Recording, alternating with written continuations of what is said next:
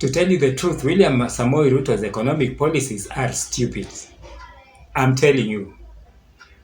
Stupid economic policies. I'll give you an example. We talked about the bottom-up economic model that actually was a unique model that William Samoei Ruto was talking about during his campaigns. However, when now it came to implementation, William Samoei Ruto has completely lost the bottom-up economic model. You see, is there any better bottom-up than devolution? William Samoei Ruto should have actually attempted as much as possible to devolve funds as much as possible, and his bottom-up economic approach would have been very good. What instead is William Samoei Ruto doing? William Samoei Ruto is still actually kind of micromanaging the national government and using the national government, especially when you see him going to Mount Kenya. The national government resources are being used, in Mount Kenya. He's not actually strengthening devolution. What he's doing is using the old system where the presidency had everything, and depending on the tune that you are singing, then monies would be pumped to your place. If he goes to Mount Kenya, he wants to do roads, he wants to do that, he wants to do the other. And if he comes to Nyanza, he bypasses Nyanza or the Luo land. You see, the bottom-up economic model was already there in terms of structure. All that William Samoei Ruto needs to do is just devolve the funds. I can tell you for sure. I'll give you another stupid economic policy. Is this idea of coming and telling people that all his fuel products, all fuel imports will actually be paid for in Kenya shillings. It's stupid. It's actually stupid, outright stupid. And I called out David D. Some of these guys who supposed to be economists, bankers, Wakina David D, and the other guy, who is he? These guys have never been in the banks. When they're talking about foreign exchange, they don't understand what it is. Kenya shillings out there in the Gulf is toilet paper. The shillings have to be converted to the currencies that they trade in, and that is US dollars. It doesn't matter whether you have G to G or government to government. In fact, that's the most stupid thing that I've ever heard of. You see, how do you actually resolve your foreign exchange rates, with actually trading government to government? That is where we came from.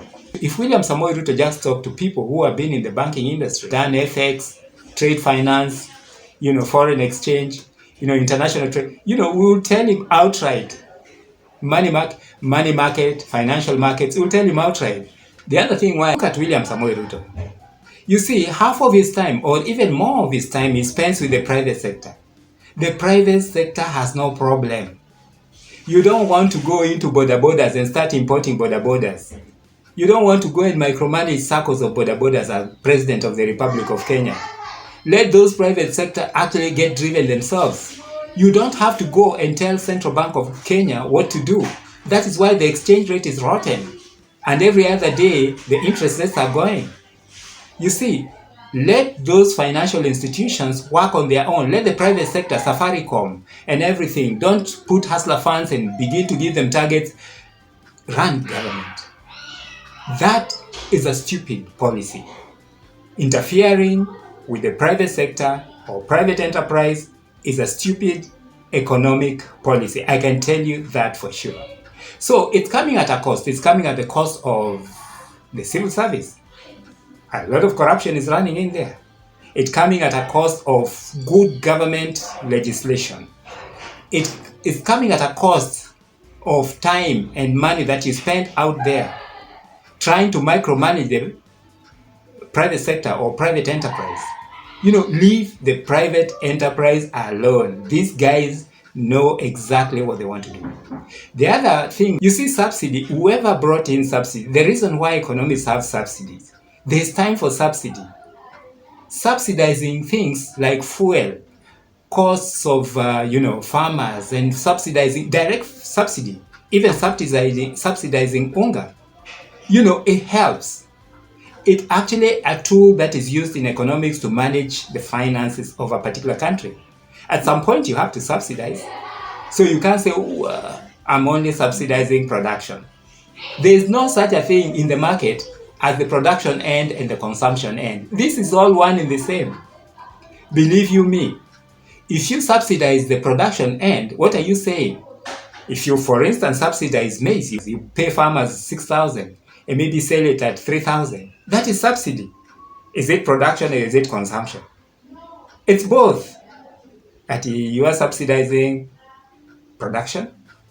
You see, so some of these policies that David did, and these are the people who surround you, William Samoei Ruto, are giving you. They are neither bankers, they are neither economics, they are just actually busybodies and politicians who have been around here for a while, and they look for some of those smart guys who know what they are doing, and they give you some kind of half-baked story where half of the time you're spending actually listening to seminars which we conduct every other day, and then begin to think that that is progress. What else is suffering? The other thing that is suffering is actually government opening up to do its business online. You see, the turnaround time is not so good. If you check, like just registration of business, it takes like almost a month, back and forth, back and forth. So what was the purpose in the first place of actually, making that, online? Why provide government services in each citizen instead of people coming to the office if actually it doesn't save on time and the hassle? So that back and forth actually into the private sector, into some stupid economic ideas like buying fuel with the local currency, those is taking away from what you really need to do, which is actually running government, the core. And by the way, government spending is very important in an economy. Think about it. It's not taxation. You see, taxation is not what saves government. What saves government is government spending.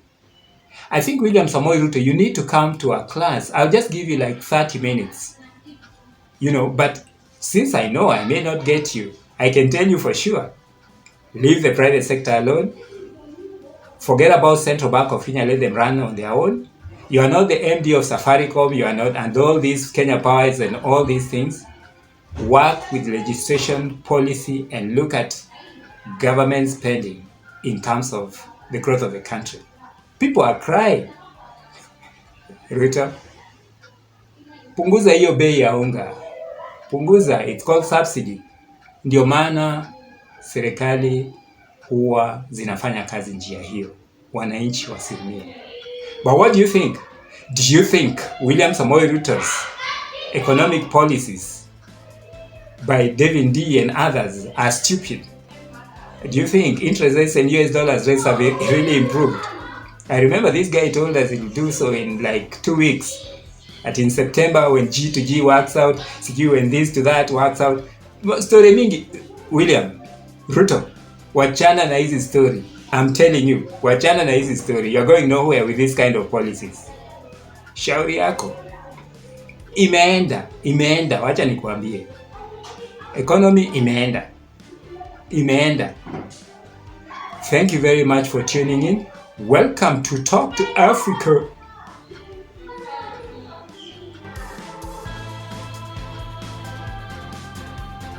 My name is George.